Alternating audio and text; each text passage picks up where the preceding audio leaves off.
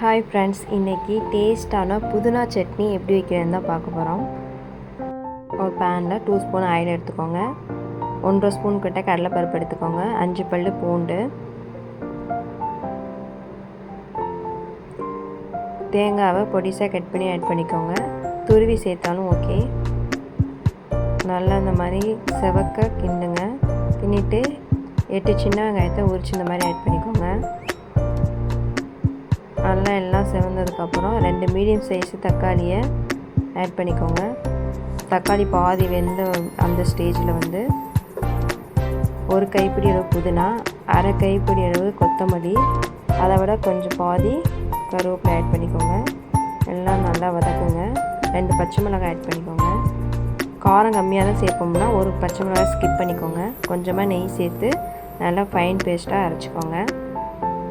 நெய் சேர்க்கும் போது டேஸ்ட்டு கொஞ்சம் கூடுதலாக வரும். சட்னி எப்படி இருந்துச்சுன்னு கமெண்ட் பண்ணுங்கள் ஃப்ரெண்ட்ஸ். தேங்க்யூ.